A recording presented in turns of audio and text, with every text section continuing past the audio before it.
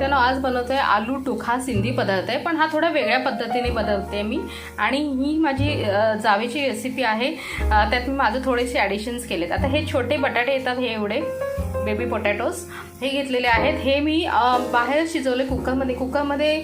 माझ्या कुकरला मी नॉर्मली बटाटे शिजवतो, मला 7-8 शिट्टे घ्यायला लागतात. पण जर मी हे कुकरमध्ये शिजवले माझ्या, तर 3 शिट्ट्यामध्ये होतात. बाहेर माझे 10 मिनटं शिजलेत. तुमच्या कुकरमध्ये तुम्ही एखाद्या शिट्टीमध्ये होऊ शकते. हे जवळजवळ पाव किलो घेतले आहेत. आता हे आपण डीप फ्राय करूया. ते आता तेल तापायला आलेलं आहे. तर मी आधी मोठे बटाटे टाकते. थोडं गॅस तेल तापेपर्यंत फास्ट ठेवूया, नंतर स्लो करूया. आता हे मोठे बटाटे आधी टाकून घेते. थोडेसे याच्यात साईज कमी जास्त असतात, म्हणजे मोठे आधी टाकते, म्हणजे ते जरा त्याला फ्राय व्हायला वेळ मिळेल. आणि मग बाकीचे टाकते. आणि हे आपल्याला जास्त नाही, थोडेसे डीप फ्राय करून घ्यायचे 1-2-3 मिनिटासाठी. आणि मग ह्याचा मसाल्यामध्ये आपल्याला हे टॉस करायचे.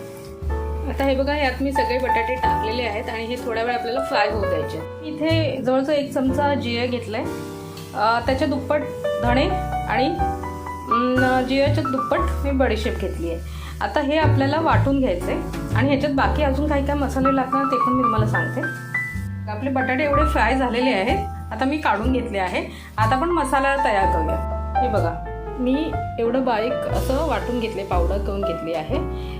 आणि हे एकदम ह्याची म्हणजे थोडंसं ह्याचा कोस थोडंसं जाड असतो, एकदम फाईन होत नाही. हाताला चरचरीत लागते ती पावडर आणि ती खाताना तशीच यायला पाहिजे तोंडाखाली. मी तेल घेतलं, ह्याच्यात मी आधी काही फ्राय केलेलं मी तेच पॅन घेतलं आणि जे तेल मी आता फ्राय करायला वापरलं तेच वापरलं आहे. जास्त तेल नाही आहे बघा, एक चमचाभर असेल तेल आहे. आणि आपल्याला जास्त नाही लागणार, मसाले आणि पोटॅटो थोडंसं परतून होईल एवढंच लागणार आहे. सांगा तुम्ही पण असं वापरलेलं भांडं परत वापरता का? म्हणजे गृहिणींना हे बरं पडतं. म्हणजे मी कितींदा पोहे करते, मग सकाळची ती पोह्याची कढई असते, ती पोहे खाली झाले की मग त्याच्यातच भाजी करते आणि ते चांगलं वाटतं. आपल्याला भांडी पण कमी होतात. आता ह्याच्या मी सकाळी कापं केलेली, दुपारी फ्राय. आता हे त्याच्यात थोडंसं तेल राहिलेलं म्हणून त्याच्यात अजून थोडं तेल ॲड केलं आणि असं बनवते. तर ह्याच्या व्यतिरिक्त बघा, मी काळं मीठ घेतलं आहे, आपलं चाट मसाला आहे, हिंग आहे, आमचूर आहे आणि नॉर्मल माझं मीठ आहे. आणि त्याच्या व्यतिरिक्त मी थोडं लाल मिरची पावडर आणि आपलं हळद पण टाकणार आहे. आता तेल आपलं तापलं आहे. आता आपण ह्याच्यात मसाला ॲड करूया. जरा स्लो केला आहे, मसाला ॲड करते. ह्यावाला थोडासा परतून घेऊया, कारण आपण हा मसाला भाजलेला नसतो. थोडं परतून घेते. ह्याच्यातच थोडंसं हिंग पण घालते, म्हणजे हिंग पण थोडंसं त्याचं फ्लेवर येईल. मला आवडतं म्हणून मी हिंग वापरते आणि हिंग पोटाला जरा चांगला असतो. आता ह्याच्यात आपण पोटॅटो ॲड करू. एक मिनिट अजून जरा परतून घेऊया, म्हणजे त्याचा कच्चापणा निघून जाईल. हळद ॲड करते ह्याच्यात आणि मी काश्मीरी लाल मिरची पावडर ॲड करते कलर आणि टेस्टसाठी. माझ्या मिस्टरांना आणि मुलांना जरा चटपटीत आवडतं आणि तिखट आवडतं. मसाले आपले चांगले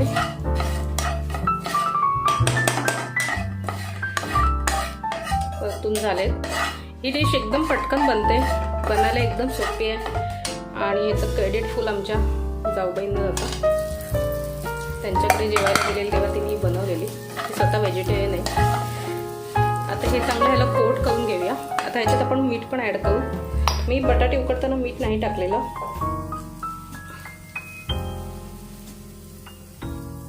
आणि मी थोडंसं ब्लॅक सॉल्ट पण टाकते आहे, कारण हा चाटचा प्रकारसारखा आहे थोडासा.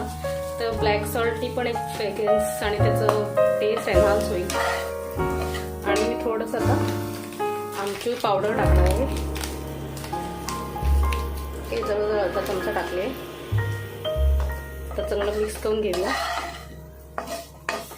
हे बघा, तेल कुठेच दिसत नाही आहे आणि ह्या तेलाची जास्त गरज पण नाही आहे. डीप फ्राय तुम्ही जर डीप फ्राय नसेल तुम्हाला करायचं, एकदमच हे असेल, तर तुम्ही शॅलो फ्राय किंवा नॉर्मल पॅनवर असंच परतून घ्या.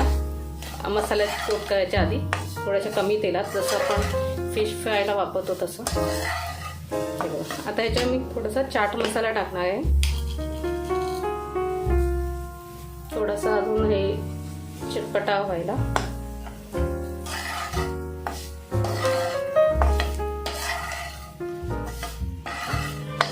ही नॉर्मल जी सिंधी डिश आलू टूक बनते ना, त्याच्यात हा आलू डबल फ्राय होतो. म्हणजे आधी हे फ्राय करून घेतात असं, त्याच्यात नंतर ते मॅश करून परत एकदा फ्राय करतात टिक्कीसारखं. हे बघा, तर 2 मिनिटं मी झाकण ठेवते आणि ह्याला एक वाफ आणते, म्हणजे सगळे मसाले त्याच्यात नीट मिसळले जातील. हे बघा, छानपैकी झालेले आहेत. आता आपण हे सर्व करूया आणि वरून कोथिंबीर पेरूया. म्हणजेच आपला हा आलू टूक रेडी आहे. जे व्हेजिटेरियन आहेत त्यांच्यासाठी ही छान एक स्टार्टर डिश किंवा एक तोंडी लावण्याची डिश म्हणा तुम्ही, छान बनते. आणि म्हणजे जर तुम्ही नॉनव्हेज नाही मिस करणार हे खाल्ल्यावर. आपला मसाला पण छान परतला आहे, कोट झाला आहे बटाट्याला, आपल्या आलूला. आणि ही क्वांटिटी 2 जण व्यवस्थित खाऊ शकतात.